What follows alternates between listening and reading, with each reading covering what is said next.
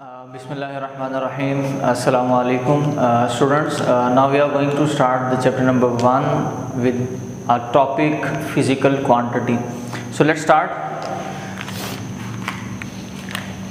Students, physical quantity की definition को सबसे पहले हमने understand करना है. The word is meant by the physical quantity. So actually physical means measurable. Anything that can be measurable.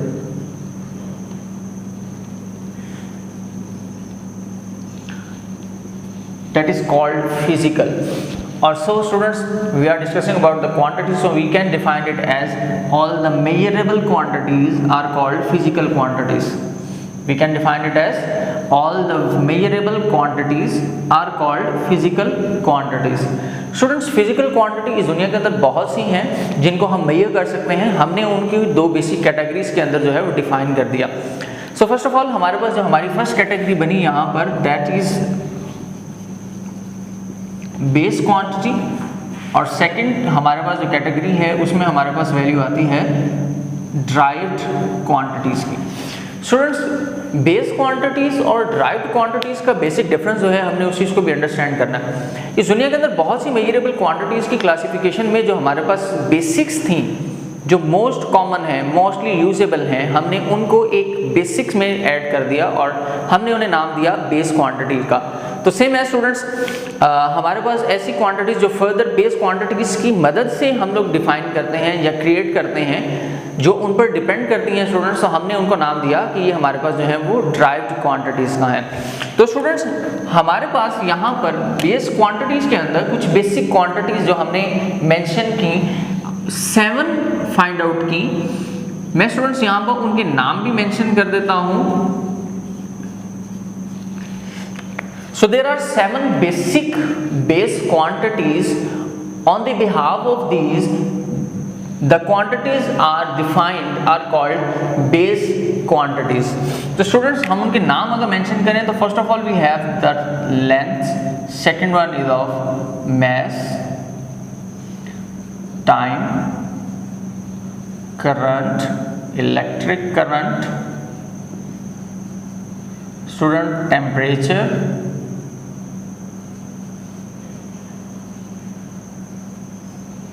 intensity, and the last one is the amount of substance.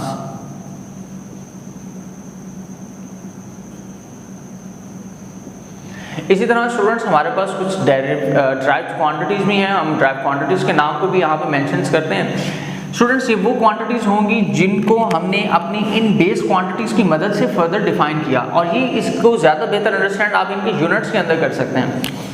Students, यहाँ पर जो हमारी क्वांटिटीज मेंशन करते हैं, यहाँ पर उनमें से मैं चंद एक मेंशन कर रहा हूँ. जैसे लेट्स सी के वर्क,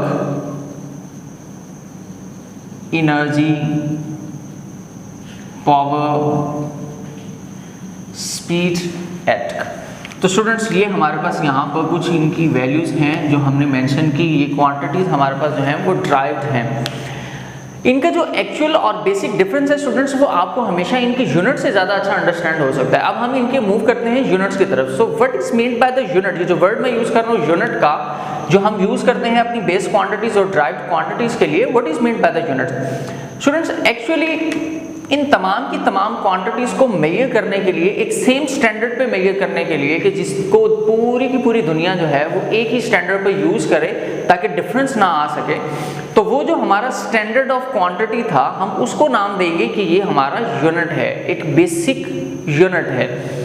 तो स्टूडेंट्स, हर एक बेस क्वांटिटी और हर एक डिराइव क्वांटिटी के लिए हमने सेपरेट एक बेसिक सिस्टम डिज़ाइन किया जो इनके यूनिट्स को बहुत ही अच्छे तरीके से इलेबोरेट करता है. स्टूडेंट्स, हमारे पास एक सिस्टम आया जिसको हमने सिस्टम का नाम दिया सिस्टम इंटरनेशनल का.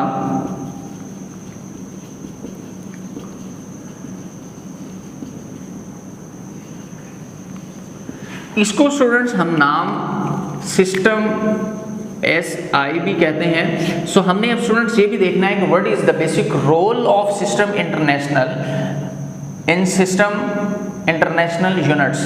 स्टूडेंट्स, हमारे पास 1960 के अंदर पेरिस में होने वाली एक कॉन्फ्रेंस में जो कि एक 11th जनरल कॉन्फ्रेंस थी, उसमें फाइनली हमने ये डिसाइड किया साइंटिस्ट ने मिलकर कि हम लोग पूरी की पूरी दुनिया का एक ऐसा सिस्टम डिज़ाइन कर दें कि जिसमें पूरी दुनिया अपनी तमाम क्वांटिटीज़ के लिए एक सेम स्टैंडर्ड यूनिट जो है वो यूज़ करे। लेकिन स्टूडेंट्स इन 1960 से पहले अगर आप सपोज करें तो हमारा पाकिस्तान भी 1947 में बना था। तो पाकिस्तान बनने के बाद तक हमारे पास क्वांटिटीज़ डिफाइंड नहीं हो सकी थी। तो फिर हम पहले कौन से सिस्टम की वैल्यूज़ को यूज़ कर रहे थे, हम पहले किस तरह से अपनी जो है वो बिज़नेस को जो है इंपोर्ट एक्सपोर्ट को जो है वो मैनेज कर रहे थे। स्टूडेंट्स यहाँ पर अगर देखें कि इन यूनिट्स की ज़रूरत क्यों थी, फॉर एग्जांपल आज के दौर के हालात के मुताबिक अगर मैं आपको एक एग्जांपल दूं तो पाकिस्तान की करेंसी जो है वो रुपीज़ के अंदर है। तो लेट्स सी कि अगर मैं अपनी ₹1 रुपीज़ को यहाँ से अमेरिका जो है वो शिफ्ट करूँ और वहाँ जाकर अगर यूज़ करने की कोशिश करूँ तो वहाँ पर 1 रुपी ऑफ पाकिस्तान की कोई वैल्यू नहीं होगी, क्योंकि हमारे पाकिस्तान के अप्रॉक्सीमेटली 160 रुपीज़ जो हैं वो वहाँ के 1 रुपी यानी $1 के इक्वल है। तो स्टूडेंट्स ये डिफरेंस आ रहा है करेंसी का कि यहाँ पर एक चीज़ जो है अगर 150 या 60 हो तो वहाँ जाकर 1 होगी। तो सेम है स्टूडेंट्स, स्टार्ट में जब हमारे पास क्वांटिटीज़ का हम सिस्टम इंपोर्ट एक्सपोर्ट में लाते थे तो फॉर एग्जांपल हमारे स्टैंडर्ड सेम नहीं थे। अगर हम पाकिस्तान के अंदर एक चीज़ को मैस को मेजर करते थे इन kg एज 1 kg, तो ये चीज़ अगर हम वहाँ लेकर जाएं तो उनके यूनिट्स के लिहाज से ये जो चीज़ थी उसकी क्वांटिटी बन जाती थी ½ kg। तो हमारे लिए चीज़ों की सेल परचेज बहुत ज़्यादा डिफिकल्ट हो जाती थी, प्राइस डिफरेंस बहुत ज़्यादा आ जाता था। तो हम लोगों ने एक स्टैंडर्ड यूनिट्स हमारे लिए डिज़ाइन करना बहुत ही ज़्यादा ज़रूरी हो चुका था। तो लेकिन स्टूडेंट्स हमने ये भी देखना है कि इससे पहले हमारे पास कौन सा सिस्टम हम लोग यूज़ कर रहे थे। तो जब पाकिस्तान जो था वो अंडर रूल ऑफ ब्रिटिश था तो तब हम लोगों के पास जो सिस्टम यूज़ किया जाता था students, that is called the BES। Students BES system means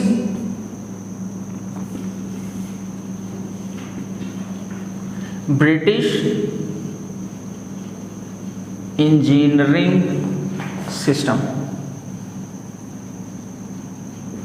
so students हमारे पास 1960 से पहले हम लोग जो सिस्टम यूज़ कर रहे थे that is the British engineering system. ये एक ब्रिटिश यूनिवर्सिटी ने अपने एक सिस्टम के अंदर जो है वो डिज़ाइन किया हुआ था, अपने स्टैंडर्ड्स क्रिएट किए हुए थे, हम उन्हीं को यूटिलाइज़ कर रहे थे। बाद में ब्रिटिश इंजीनियरिंग सिस्टम और सिस्टम इंटरनेशनल और इस तरह के और जो छोटे छोटे हमारे सिस्टम थे उनको मर्ज करके एक स्टैंडर्ड पे ले आए and that is called the system international. अब सिस्टम इंटरनेशनल के थ्रू हम लोगों ने हर एक क्वान्टिटी के सेपरेट यूनिट्स जो हैं वो डिफ़ाइन कर दिए और उन्हीं यूनिट्स को हमने बेस यूनिट और बेस क्वांटिटी के जो यूनिट्स हैं उनके लिहाज से मेंशन किया। इसी तरह जो हमारे ड्राइव्ड यूनिट्स हैं उनको ड्राइव्ड क्वांटिटी के लिए रिप्रेजेंट किया। तो स्टूडेंट्स हम यहाँ पर वो भी मेंशन कर लेते हैं कि हमारे पास बेस क्वांटिटी और यूनिट्स में क्या क्या वैल्यू स्टैंडर्ड हम लोगों ने क्रिएट की। स्टूडेंट्स यहाँ पर हमारे पास लेंथ के लिए जो हमने स्टैंडर्ड यूनिट क्रिएट किया that was a metre and represented by the letter m, same as for the measurement of the mass we take a unit kilogram, for the time second, for the current ampere, temperature Kelvin and so on। Students इसी तरह से हमारे पास अगर हम बात करें अपनी derived quantities के लिहाज से तो ड्राइव्ड क्वांटिटीज़ के हमने जो ड्राइव्ड यूनिट्स बनाए उनमें स्टूडेंट्स अगर देखें तो इनके अंदर जो हमारा फॉर्मूले के अकॉर्डिंग हमारे यूनिट्स बनते हैं वो इन्हीं बेसिक्स को यूज़ करके बनेंगे। तो स्टूडेंट्स इन्हीं बेसिक को यूज़ करते करते जो हमारे पास फर्दर यूनिट्स बनते हैं, फॉर एग्जांपल इसके यूनिट में हमारे पास आएगी वैल्यू फर्स्ट ऑफ ऑल जाओ,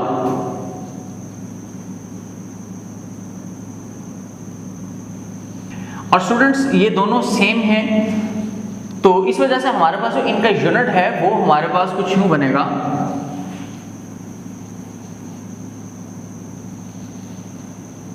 किलोग्राम मीटर स्क्वायर पर second square. So student work का भी हमारे पास ये स्टूडेंट यूनिट आ गया और एनर्जी का भी सेम है। स्टूडेंट हम लोगों ने पावर के लिए डिज़ाइन किया जी वॉट, और एक और इन्फॉर्मेशन के स्टूडेंट यहाँ पर जो हमारे पास किलोवाट और मेगावाट या हॉर्स पावर के यूनिट हैं ये स्टूडेंट हमारे पास ब्रिटिश इंजीनियरिंग सिस्टम के ही हैं और इनको हम एज इट इज़ ही यूज़ कर रहे हैं। अब सिस्टम इंटरनेशनल ने भी इनको as it is British engineering system वाले जो यूनिट्स हैं उनको एज इट इज़ अडॉप्ट किया इसी तरह स्टूडेंट्स हमारे पास स्पीड में हमारे पास आएगा जी वेलोसिटी, और हम इसको मेंशन करते हैं मीटर पर सेकंड के लिहाज से। तो स्टूडेंट्स आप देख रहे हैं यहाँ पर कि मोस्टली हमारे पास किलोग्राम, मीटर सेकंड, तो ये वही हमारे पास स्टैंडर्ड यूनिट्स हैं जो हम लोगों ने बेस क्वांटिटीज़ के बेस यूनिट्स को यूटिलाइज करके फाइंड आउट किए थे। स्टूडेंट्स यहाँ पर अब आपने जो चीज़ें याद करनी है आपने इन बेसिक इन्फॉर्मेशन के अंदर, वो आपके पास है डेफिनेशंस और बेस क्वांटिटीज़ और उनकी यूनिट्स। तो सबसे पहले नंबर पे आप याद करेंगे स्टूडेंट फिजिकल क्वांटिटी की डेफिनेशन जो आपकी बुक में मेंशन है, और हम इसको डिफाइन कर सकते हैं जी ऑल द मेजरेबल क्वांटिटीज़ और कॉल्ड द फिजिकल क्वांटिटीज़। हम आएंगे बेस क्वांटिटी की डेफिनेशन की तरफ। Quantity and unit same as derived quantity and unit. Students मैं यहाँ पर इनको ब्लैक से मेंशन कर देता हूँ ताकि इनको अंडरस्टैंड करना भी आसान हो जाए।